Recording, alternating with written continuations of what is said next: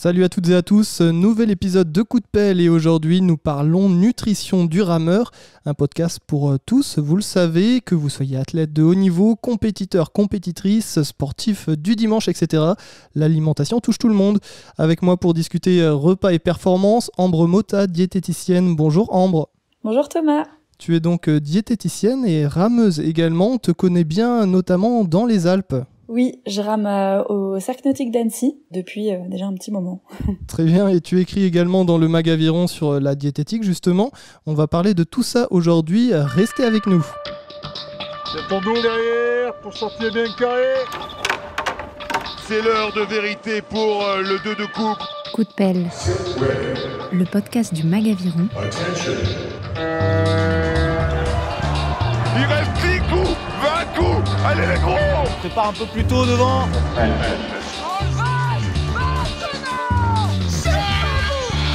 Présenté par Thomas Pronguet. Du coup, Ambre, tu es diététicienne spécialisée dans le sport et notamment l'aviron. Tu pratiques depuis quand ? Je pratique depuis 15 ans. J'ai arrêté il y a déjà 2 ans aujourd'hui. Et j'étais barreuse. J'ai été barreuse à peu près une dizaine d'années. Est-ce que tu as des médailles autour du cou ? Tu as eu des coupes ? C'est quoi ton palmarès en tant que barreuse ? Pas grand-chose. Globalement, quelques médailles en championnat de France. La dernière en date, c'était 2019 en 4 barrés. Médaille vice-championne de France, en barrant, bien sûr. Et depuis, du coup, j'ai cédé la barre aux jeunes du club. Ça marche. Il faudra qu'on fasse un petit épisode avec un barreur, une barreuse, justement, pour savoir tous les trucs et astuces. J'imagine, c'est quand même quelque chose... Voilà, rameur, on a la technique et tout, mais barrer, c'est aussi quelque chose de super important et c'est aussi quelque chose de très technique, non ? Ouais, tout à fait. Moi, j'ai préféré barrer que de ramer au final. La gestion du stress a été complètement différente. Et je pense que c'était important d'avoir ramé avant de barrer pour vraiment sentir, avoir de bonnes sensations en bateau, ça c'est sûr. Et puis une connaissance forcément des rameurs, de la discipline et comprendre foncièrement ce qui se passe dans le corps pendant un effort, c'est aussi important, je trouve, en tant que barreur. Donc non, faut aimer la tchatch, ça c'est sûr. Mais j'adore ça, j'adore toujours ça d'ailleurs. Ce qui m'a fait arrêter, c'est une question de poids. Donc c'est intéressant aussi d'un point de vue diététicienne de connaître aussi ce versant-là. Très bien. Justement, si vous nous écoutez, dites-nous en commentaire de ce podcast si un épisode sur un barreur, une barreuse, connu ou pas, vous intéresserait pour savoir un peu ce qui se passe sous la coque, justement, quand on barre. Donc, toi, Ambre, tu as fait donc de l'aviron au niveau compétition, tu sais de quoi on parle. Comment sensibilises-tu les rameurs et les rameuses au bien manger ? En fait, j'interviens dans mon travail à plusieurs niveaux. Donc, je suis en libéral. J'ai 2 cabinets sur la région du coup Savoie et Haute-Savoie.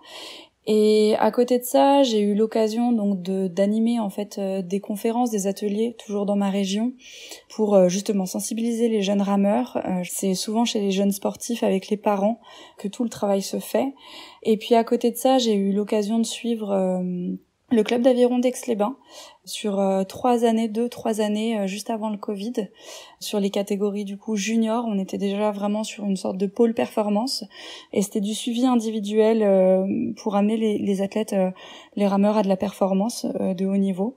Donc il y avait plein d'enjeux, que ce soit perte de poids chez les TC, optimisation du poids. En fait, le travail est là, dans l'éducation, que le rameur comprenne les enjeux, comprenne pourquoi il faut bien manger et qu'en fait l'alimentation devienne presque secondaire dans la stratégie de course, dans la stratégie à l'année d'entraînement. J'interviens aussi sur le DE pour les futurs coachs d'aviron. Une simple question que j'ai pu poser sur le DE, c'était, je leur demandais en brise-glace un petit peu quels avaient été les conseils de leur propre entraîneur quand ils avaient été jeunes. Globalement, c'est assez assez surprenant, mais il y en a pas eu beaucoup, quoi. C'était du style bien boire, ce qui est quand même pas négligeable, c'est un bon conseil, ou manger des pâtes avant une compète.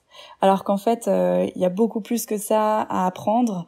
Voilà un petit peu comment j'interviens et comment je sensibilise au bien manger auprès de l'aviron. Et l'année prochaine, j'interviens aussi avec la Ligue Auvergne-Rhône-Alpes. Ils sont en train de créer en fait un pôle excellence sur Chambéry avec Valentin Vial qui m'a recruté. Donc on va voir ce que ça va donner, mais là ça va être un petit peu comme sur le club d'Aix-les-Bains, du suivi individuel de jeunes rameurs et j'adore ça. Donc je suis ravie de rejoindre ce pôle-là. Et voilà, et alors on va aborder justement là un épisode vraiment qui s'adresse à tous et à toutes. La nutrition, c'est important vraiment pour tout un chacun malgré son niveau, Ambre. Tout à fait. Ouais. En fait, moi je considère qu'on mange tous. Donc c'est-à-dire que un rameur heureusement. Bah ouais, c'est exactement, heureusement. Donc on a déjà tous un avis sur son alimentation, on a tous un corps différent, donc on a tous une lecture de son corps différente et une relation à l'alimentation différente. Donc bien sûr que c'est important, et quand on parle de performance, c'est encore plus important. Quand on parle de santé aussi, la santé c'est pas très palpable, en tout cas quand on est jeune. Je pense que ça vient sur le tard, et donc sensibiliser au bien manger, c'est essentiel, tant pour la performance que pour sa santé. C'est aussi, l'alimentation, c'est une histoire de carburant, donc c'est important de bien choisir les aliments pour avoir le bon carburant. Ça, c'est hyper important. Et alors, c'est quoi la nutrition ? Comment on la définit par rapport notamment à la diététique ? Dans le terme nutrition, en fait, on vient parler essentiellement de macro et de micronutriments. Donc ça, ils ont des rôles précis dans l'organisme. Et la diététique, en fait, c'est ce qui nous permet d'optimiser la nutrition, donc d'optimiser l'utilisation de ces nutriments. En fait, en tant que diététicien, on est des techniciens de la nutrition. On a vraiment un rôle éducatif auprès des populations. Et derrière, j'aimerais bien faire une petite différence entre la notion de nutritionniste et la notion de diététicien, parce qu'il y a un peu un flou par rapport à ces termes-là. En fait, le diététicien, il a forcément un diplôme d'État qui est soit le BTS diététique, soit un DUT, génie biologie option diététique, donc il est protégé entre guillemets, alors que le terme nutritionniste, en théorie, il s'impose qu'aux médecins. Sauf que ce terme n'est pas protégé, donc n'importe qui, en faisant une formation de 3 semaines, peut s'installer et dire « je suis nutritionniste ». Donc en fait, quand on prend rendez-vous avec un spécialiste de la nutrition, vérifiez bien qu'il soit médecin nutritionniste ou diététicien nutritionniste. Et alors, tu l'as déjà évoqué, mais la micronutrition, c'est quoi ? On l'approche souvent quand on a des problèmes de poids, non ? Alors, micronutrition, pas tellement, parce que finalement, on vient parler de micronutriments. Donc, comme je disais tout à l'heure, il y a les macronutriments qui vont être protéines, lipides et glucides. Donc, ceux-là, ils sont énergétiques. Et en face, on va avoir les micronutriments, qui sont toutes les vitamines, les minéraux et les oligo-éléments. Et ça, donc, ils sont non énergétiques. Par contre, ils sont indispensables au bon fonctionnement du corps. Un micronutritionniste, ce qui est un peu aberrant, c'est que c'est une formation supplémentaire par rapport au diplôme de diététicien. Donc moi, je ne suis pas encore formée, mais c'est très pertinent en nutrition du sport parce que forcément, il y a une utilisation du corps qui est hyper importante avec une mobilisation musculaire, une mobilisation aussi de la structure osseuse. Donc il y a forcément des besoins plus accrus ou du moins à surveiller pour éviter le risque de carence. Donc la micronutrition, elle a un rôle essentiel aussi dans une dynamique de performance et dans une dynamique de santé. On considère quand même qu'en France, on est peu carencé, sauf régime particulier, style régime végétalien, vegan, où il va y avoir forcément des supplémentations à faire. Mais voilà, on est quand même peu carencé avec une alimentation, j'entends, équilibrée. Pour en revenir un peu à l'aviron, les rameuses et rameurs utilisent environ 85% de leur masse musculaire lors d'un effort. Bien manger, c'est essentiel pour se mobiliser complètement ? Complètement. En fait, on est sur une charge d'entraînement, mine de rien, qui est rapidement importante. Chez les catégories jeunes, on peut vite passer de 3 à 7 entraînements par semaine chez un junior. Ce qui est énorme. Et chez un athlète de haut niveau, on va être à 12 entraînements par semaine, voire plus. Donc, on est sur des entraînements biquotidiens. Donc, en fait, il y a un besoin de bien manger qui est essentiel et une adaptation aussi des quantités qui est essentielle pour performer, pour être en forme et pour supporter, en fait, cette charge d'entraînement. L'entraînement, en lui-même, à l'aviron, c'est un entraînement qui est un effort plutôt aérobie. Donc, ça implique d'utiliser des réserves de ce qu'on appelle le glycogène musculaire, qui est le substrat énergétique principal, et avec un relais dans un deuxième temps, en fait, d'acides gras. Donc, une alimentation équilibrée avec des apports, du coup, adaptés en glucides et en lipides et en protéines, c'est essentiel pour fournir un bon effort. Et comment tu sensibilises les athlètes du coup on l'a un peu évoqué au début, mais c'est encore tout nouveau en aviron. En pôle, il y a un suivi, bien sûr. On l'a appris avec certains rameurs de haut niveau que l'on a eu au micro les épisodes précédents. Mais est-ce que ce sont des initiatives personnelles ? Je pense que la fédération aujourd'hui essaye de faire bouger les choses, très clairement. J'ai à ma connaissance du coup qu'il y a un pôle santé qui se construit. Je sais en effet que par exemple au pôle de Lyon, il y a un diététicien, qu'il y a un diététicien aussi de l'INSEP qui suit les rameurs qui sont sur l'INSEP. Donc il y a quand même des choses qui se mettent en place au niveau du pôle.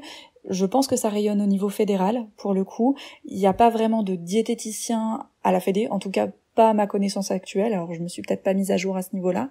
Il y a quand même un médecin nutritionniste, Frédéric Maton, qui a cette double casquette de médecin et du coup nutritionniste et qui fait beaucoup pour faire bouger les choses en nutrition du sport et faire reconnaître la nutrition sportive. Et puis après en club, c'est des démarches personnelles des clubs. Par exemple, moi le club d'Aix-les-Bains, ça a été la démarche du coach et de mettre quelque chose en place au niveau des rameurs pour qu'il y ait une aide aussi financière à ce niveau-là. Donc et au niveau de la ligue, et ben ils mettent aussi des choses en place et il y a des budgets qui se débloquent pour mettre en place de la nutrition. Et alors, est-ce que ça concerne aussi les publics loisirs qui viennent parfois que le dimanche ou une fois de temps en temps ? Enfin, ils mangent. C'est un peu la même réponse, mais en fait, oui, en loisir, ils ont beau pratiquer entre 1 et peut-être 3 fois par semaine. Il se peut aussi qu'ils fassent des randos en aviron. Et là, quand on parle de rando aviron, je pense notamment à la Vogalonga, c'est 32 km. Ça s'appréhende pas du tout comme une course de distance olympique. Il y a une gestion nutritionnelle et hydrique à avoir avant et aussi pendant l'effort, avec peut-être des pauses. Voilà. Il y a de l'alimentation, il y a de la nutrition à adapter sur les loisirs, clairement. Et alors, qu'est-ce qu'on peut leur conseiller ? De bien manger au quotidien, d'avoir une alimentation équilibrée avant leurs entraînements, donc d'avoir un apport en féculents, pâtes, riz, pommes de terre, pain, quinoa, toute cette catégorie-là, à raison à peu près entre 1/4 et 1/3 de l'assiette. Un apport en légumes, pareil, entre 1/2 et 1/3 d'assiette, et un apport en protéines, donc qui sont soit protéines animales, viande, poisson, œufs, soit à base de protéines végétales si on est végétarien, avec les légumineuses, du tofu pourquoi pas, voilà, pas mal d'autres de sources au niveau végétal. On peut quand même garder le barbecue le dimanche après la sortie ou l'apéro, ou c'est vraiment interdit ? Non, c'est autorisé. L'alimentation, c'est aussi une question de plaisir, de partage. C'est sûr que de manger gras tout de suite après un effort, de manger très riche, il peut y avoir des troubles digestifs, en fait, une lenteur digestive qui s'installe. Mais chaque personne est différente. Et si ça vient de manière ponctuelle, c'est ok. C'est comme le McDo, on le sait très bien, tous les clubs le font. Après une compétition, il y a le McDo qui vient. C'est un moment de relâchement. Donc au niveau de l'alimentation, c'est aussi normal qu'il y ait de la détente. Voilà. L'idée, c'est quand même de reprendre une alimentation assez équilibrée, assez rapidement. Moi, j'aime bien dire que l'équilibre alimentaire, on essaye de l'avoir 80% de son temps. Et 20% du temps, on fait avec les aléas, l'imprévu, le plat de pâtes parce que j'ai pas le temps de me faire autre chose, ma vie sociale. Et en fait, on n'est pas parfait, on est juste humain. Donc, c'est ok. Voilà, une fois de temps en temps, on peut se faire plaisir. J'aimerais revenir justement sur ce mythe ou pas de la bière après l'effort. Est-ce qu'il y a un réel intérêt pour le corps ? On dit souvent, oui, les levures, ça permet de récupérer tout ça. Est-ce que tu peux nous éclairer sur le sujet ? Alors, en fait, ça reste de l'alcool. Donc, les effets de l'alcool sont plus nocifs que les bienfaits théoriques apportés par le malt. Donc oui, on est sur une céréale qui est pas inintéressante parce qu'il y a des vitamines du groupe B, donc les vitamines du groupe B, elles sont essentielles donc pour la production d'énergie, de ce qu'on appelle l'ATP. Mais pour autant, en fait, l'alcool déshydrate plus qu'il n'hydrate. Donc c'est pas très intéressant après un effort où en général on est déjà déshydraté. Mais par contre, c'est une source de plaisir et de partage. Et alors, est-ce qu'on pourrait se tourner vers une bière sans alcool, par exemple ? Pourquoi pas ? Ouais, tout à fait. Une bière sans alcool, alors il y a quand même 1% d'alcool, ils n'arrivent pas à garantir un taux à 0, mais c'est déjà plus pertinent, plus intéressant. Après, de là à déclarer de réelles vertus de récupération, c'est un grand mot. Voilà. Bon, et puis évidemment, on le reprécise, mais on boit de l'alcool avec modération. Et pour rentrer dans le vif du sujet maintenant, comment va se constituer notre alimentation ? On parle donc de différentes familles nutritives, c'est bien cela ? Oui, tout à fait. En fait, notre alimentation, elle est constituée de molécules qu'on appelle donc les nutriments.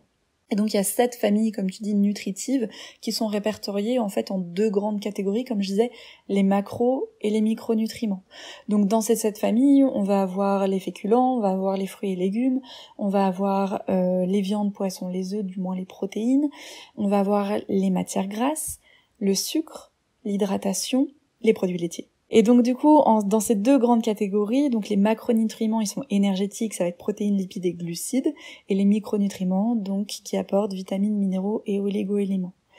En termes de répartition, si on a en tête la pyramide alimentaire, qui est déjà une bonne référence pour répertorier ces familles, la base est donc l'eau. D'ailleurs, en dessous, il y a l'activité physique, le mouvement, on commence à l'intégrer. C'est essentiel pour être en bonne santé. L'hydratation, c'est-à-dire que le corps est composé à 60% d'eau, donc c'est essentiel. Viennent ensuite les fruits et les légumes, les glucides, donc les féculents, les protéines avec les produits laitiers. En dernier, on va avoir les matières grasses, le sucre à consommer avec modération. Donc la nutrition, c'est l'alliance de ces 3 types d'aliments que l'on mange. Comment je sais que je respecte les bonnes doses, que je ne mange pas trop ? C'est une question aussi de faim et de rassasiement pour avoir les bons indicateurs, c'est-à-dire que ces indicateurs-là sensoriels, on les a en théorie tous. Si on regarde un enfant, quand il a faim, il va savoir se manifester en pleurant typiquement, et quand il a plus faim, il va aussi savoir se manifester en rejetant, en repoussant.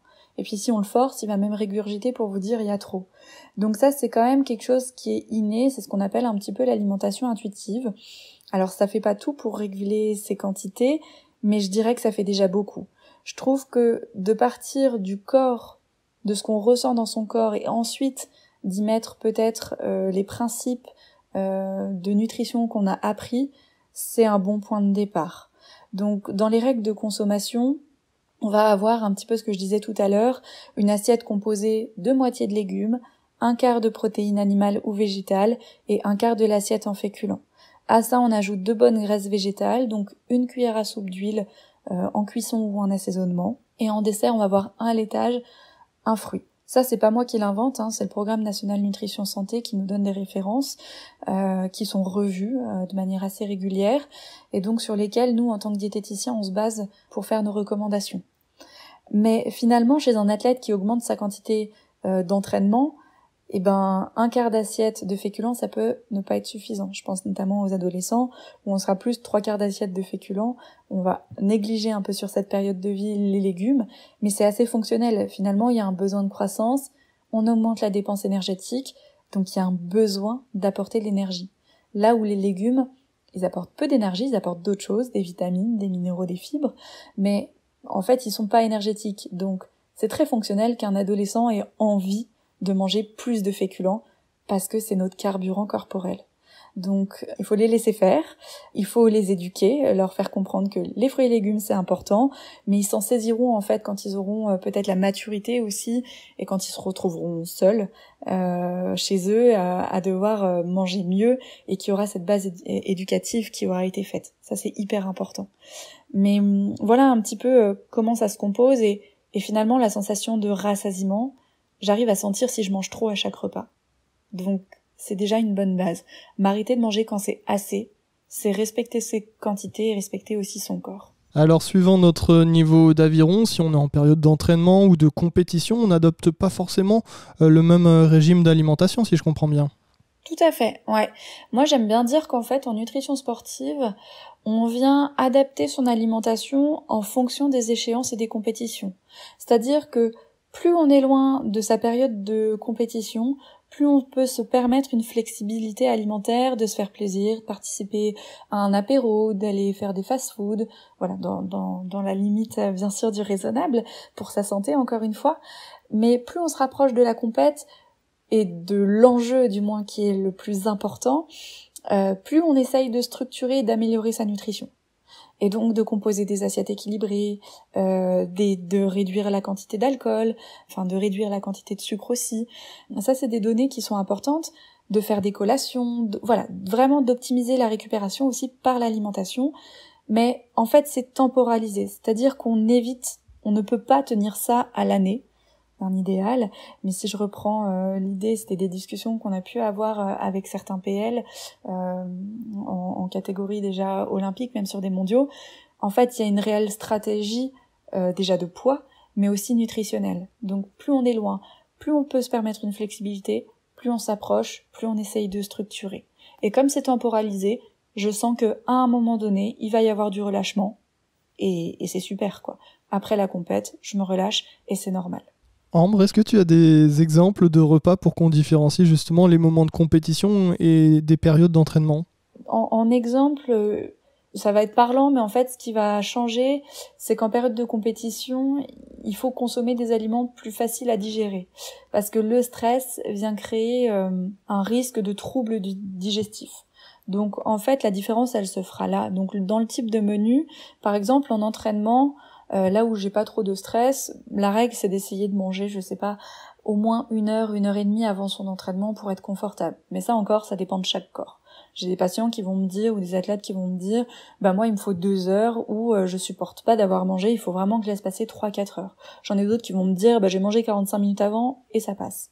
Donc en entraînement, le menu que j'ai pensé, c'était par exemple carottes râpées en entrée pour avoir des légumes, puis un poulet curry avec par exemple du lait de coco et du riz. Donc on est quand même quelque chose de gras, où on peut dire, dedans j'ajoute des oignons, je mets des épices, c'est intéressant, et je mange des crudités. Et le dessert, ce sera par exemple un laitage, un fruit, et ou si vraiment on veut se faire plaisir, une pâtisserie, mais encore ça on essaye de le mesurer. Alors qu'en compétition, du coup on va favoriser plutôt des aliments cuits, donc des fruits et des légumes cuits. Donc là je partais plus par exemple sur des pâtes au poulet et avec des courgettes qui sont cuites, et puis un laitage et une compote pour éviter le fruit cru. Voilà, on évite de manger trop gras, c'est-à-dire qu'on évite de se faire un poulet pané en compétition, là où en entraînement ce serait ok par exemple.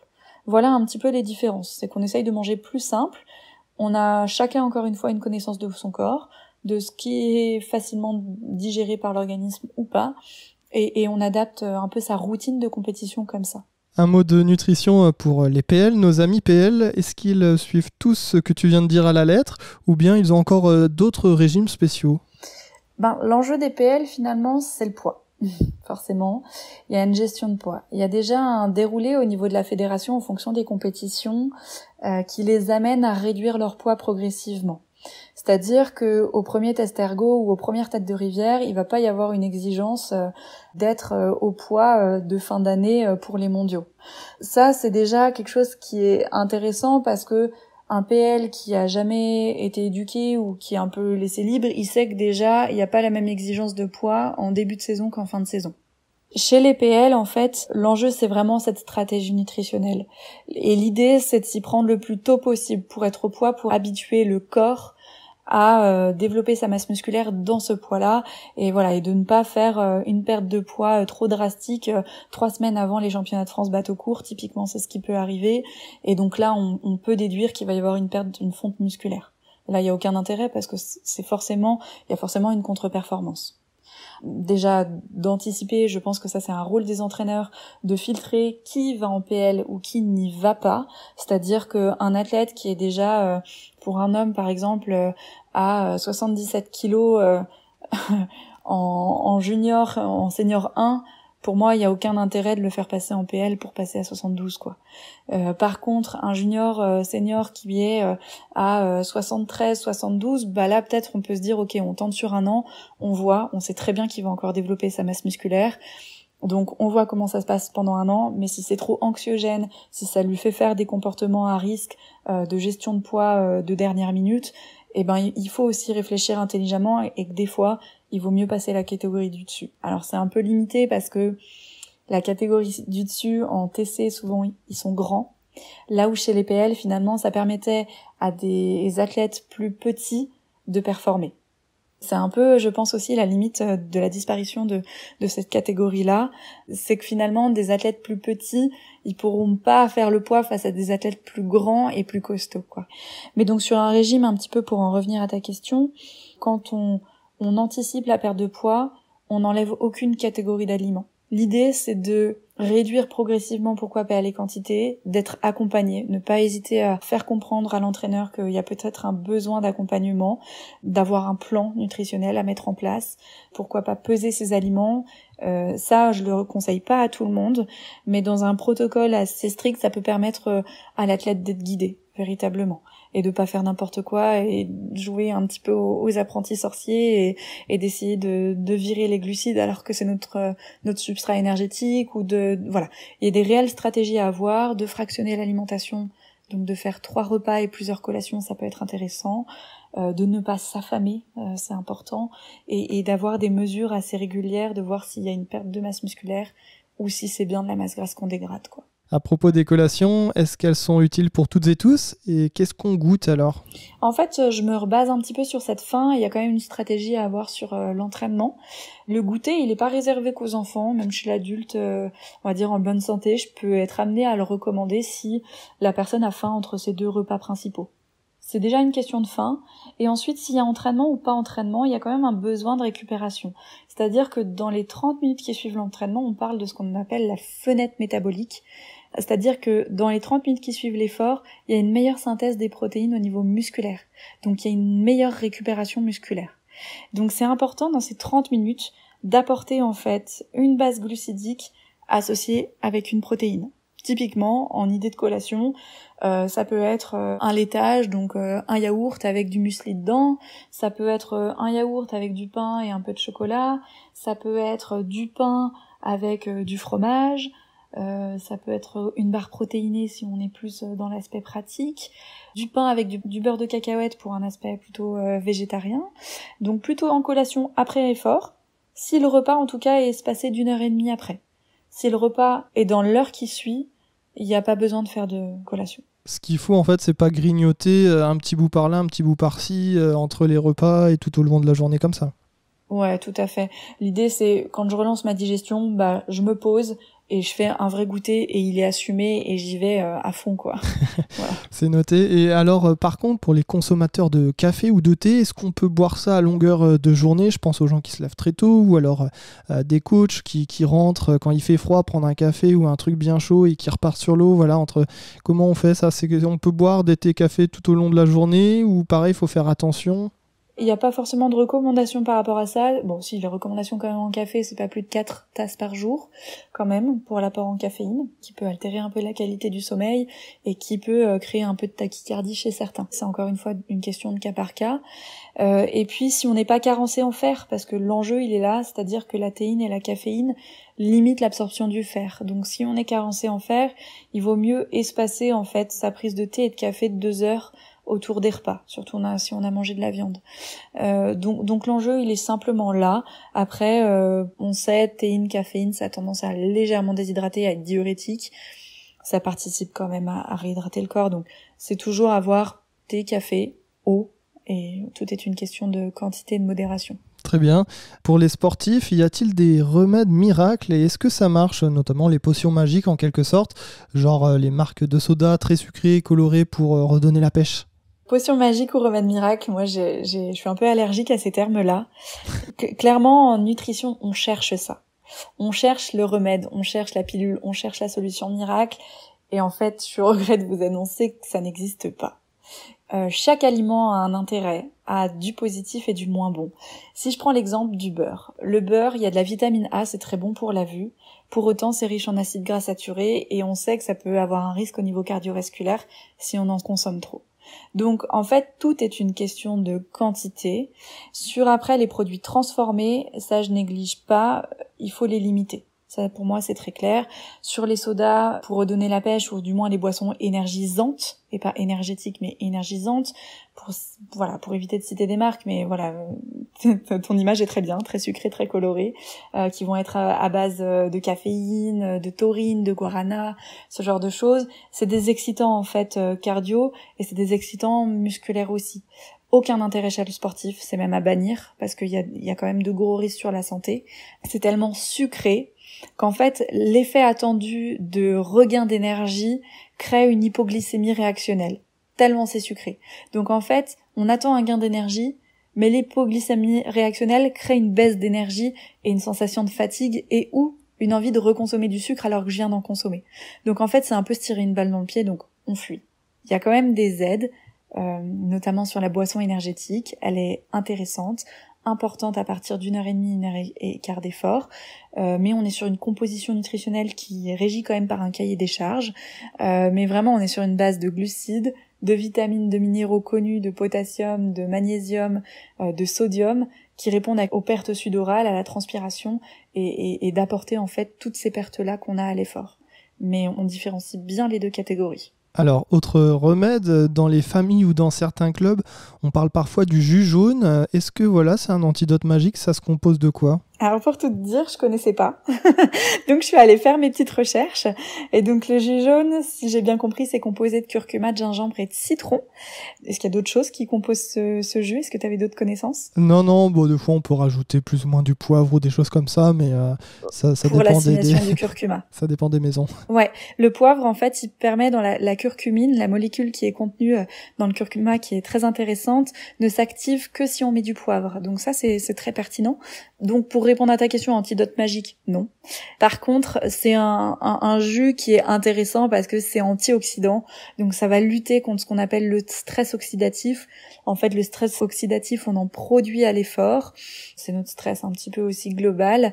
Et on produit en fait de ce qu'on appelle des radicaux libres qu'on essaye d'éliminer. Et donc ça permet un peu de lutter contre ce stress-là. Donc c'est pas inintéressant. Ça n'est pas un remède miracle. Pourquoi pas consommer sur des grosses périodes d'entraînement ou des grosses périodes de compétition? La compo est clean, donc c'est ok. Et à propos des protéines en poudre, les fameux shakers, est-ce que c'est bien ou pas? Oui et non. En fait, ça dépend des périodes d'entraînement. Ça dépend aussi de l'âge, du niveau du rameur et puis de sa morphologie.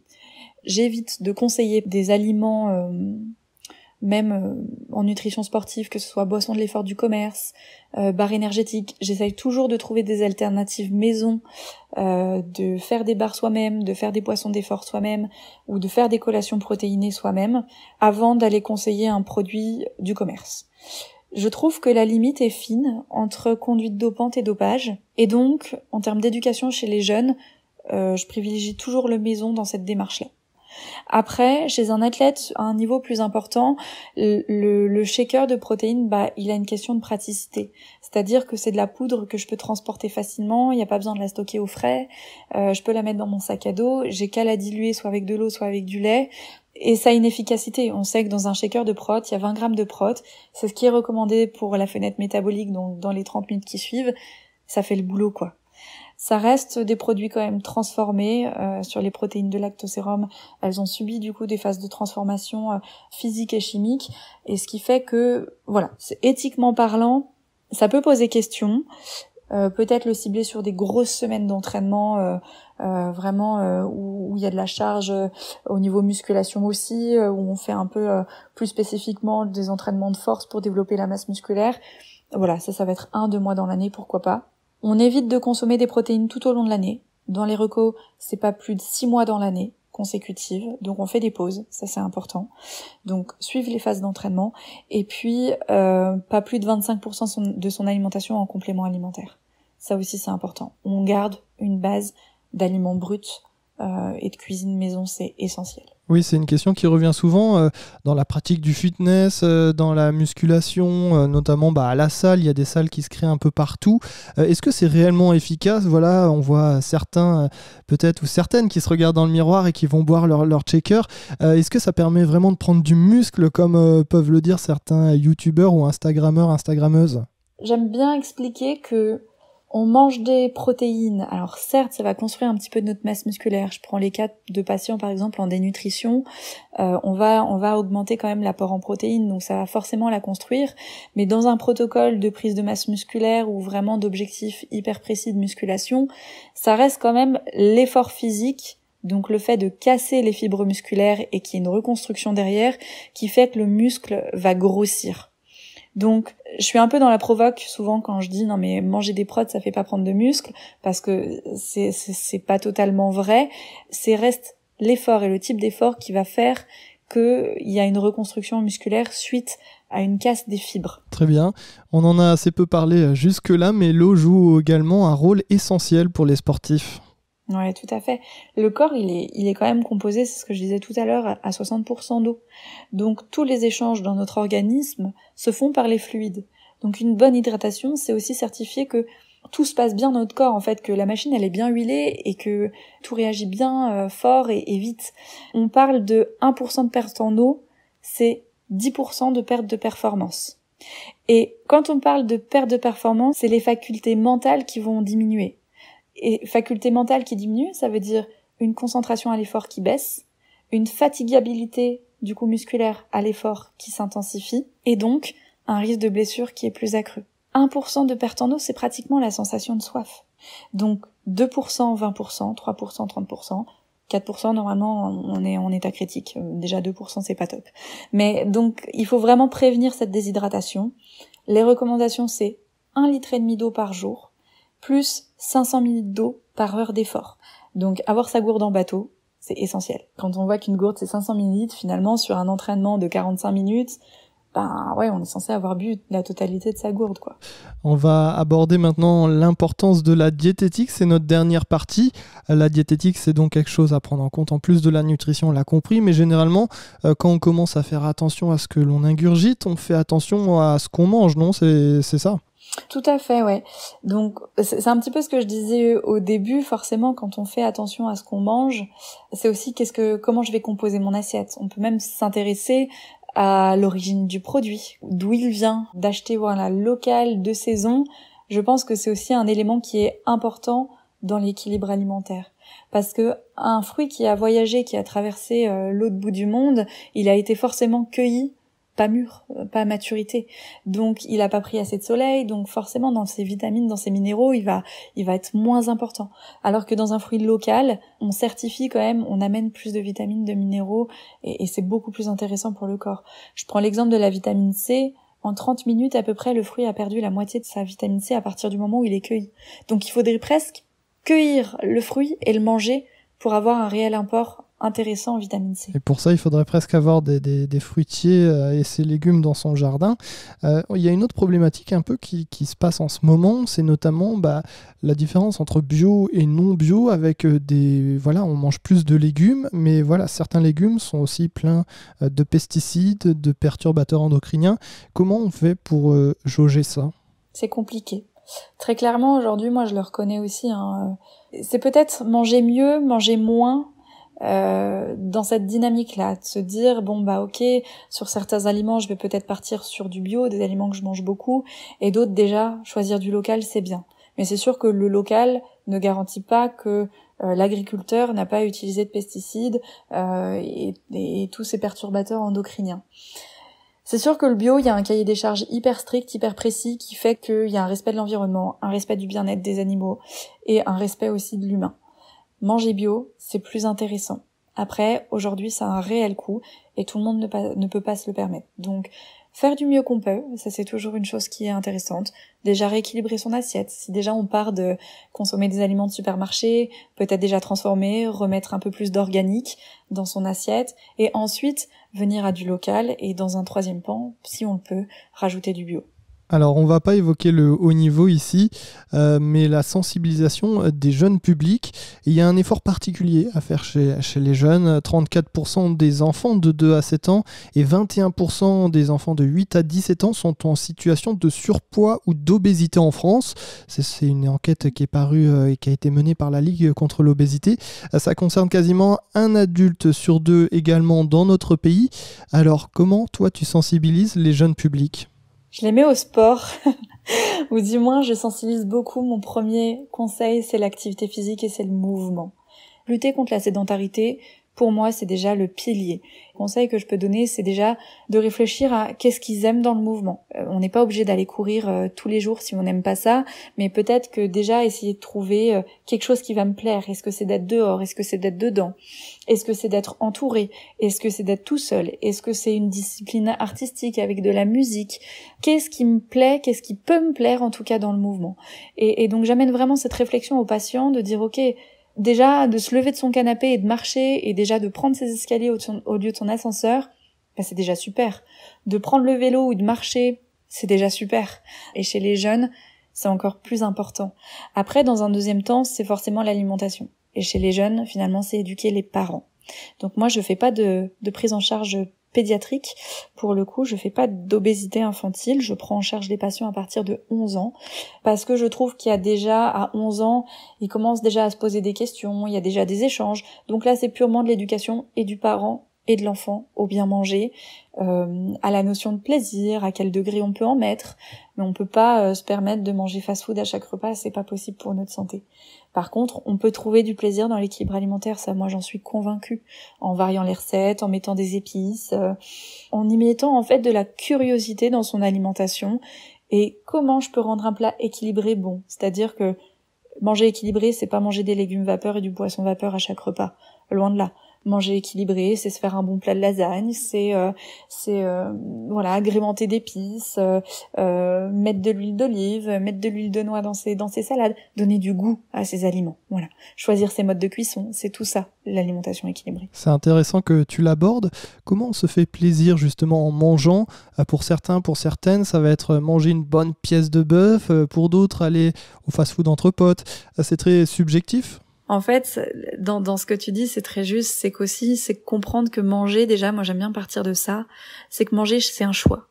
Et puis c'est le choix de chacun, donc c'est mon choix, c'est ton choix, et puis c'est le choix des auditeurs. Donc quand je mange, je choisis, et ce choix, en fait, je le construis.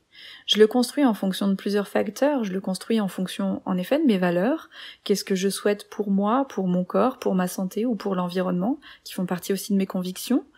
Je choisis en fonction aussi de ma notion de plaisir, purement gustatif. Qu'est-ce que j'ai envie de manger ce midi ? Je choisis en fonction de mon besoin. Est-ce que j'ai faim ou est-ce que je n'ai pas faim ? Je choisis en fonction du niveau d'activité physique. Si j'ai fait, 2 entraînements dans la journée, je vais pas manger de la même manière ni dans les mêmes quantités que si j'ai passé ma journée dans mon canapé à regarder Netflix. Manger, ça s'imbrique vraiment dans autre chose qu'une histoire de calories, que c'est aussi social, qu'il y a une notion de partage. Et donc quand je décide de choisir, c'est moi qui fais, si tu veux, ma balance décisionnelle. Donc si je décide que, je suis en post-saison et j'ai déjà structuré à fond mon alimentation et que j'ai besoin de relâcher et que c'est les vacances et que je vais tous les jours aller au restaurant et que je suis en accord avec ça et que j'ai conscience aussi des répercussions que ça peut avoir sur mon corps, c'est ok, j'ai décidé. Par contre, j'ai conscience de l'impact que ça peut avoir de manger tous les jours au restaurant sans bouger. Et peut-être que pour être bien sur le fait d'aller au restaurant, ça peut être de bouger, d'aller faire du sport, d'aller faire des randos, d'aller faire des activités avec de la dépense énergétique pour être plus sereine aussi face à mon assiette. C'est ok aussi. Mais voilà, c'est de comprendre que c'est pas qu'une question de calories, mais voilà, ça s'imbrique réellement dans un contexte et dans d'autres notions, l'alimentation. Un autre sujet maintenant avant de conclure, les Jeux de Paris approchent. Il y a quelques semaines, les premiers menus des Jeux ont été présentés. Il y aura 12 500 athlètes à nourrir 3 fois par jour.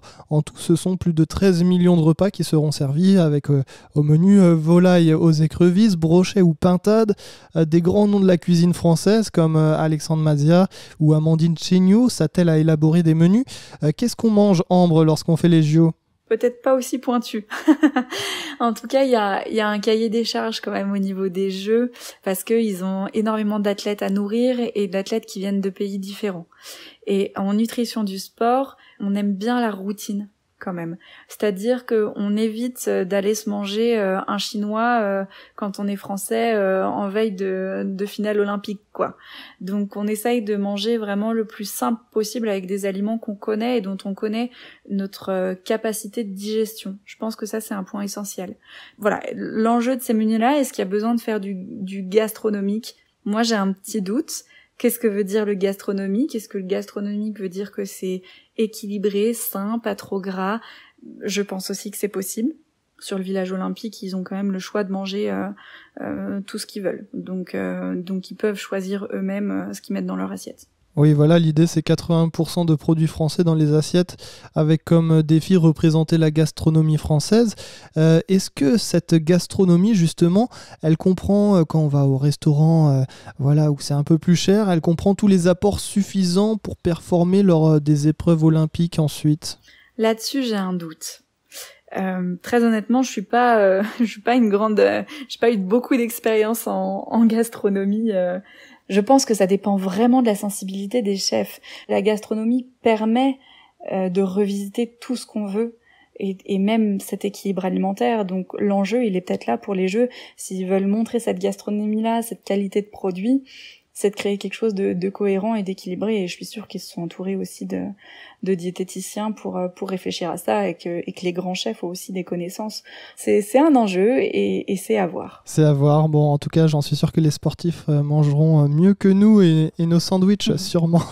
C'est le moment de conclure. Ambre, merci pour tous tes conseils nutritifs. Merci beaucoup Thomas, en tout cas, de m'avoir reçu. C'était un vrai plaisir. À bientôt. Oui, à bientôt. Si cet épisode vous a plu et que vous avez des questions nutrition ou diététique, n'hésitez pas à les laisser en commentaire, on y répondra, on tâchera d'y répondre. Vous pouvez aussi noter notre podcast et le repartager. Maintenant, on est paré, vous êtes paré pour bien manger et bien vous dépenser.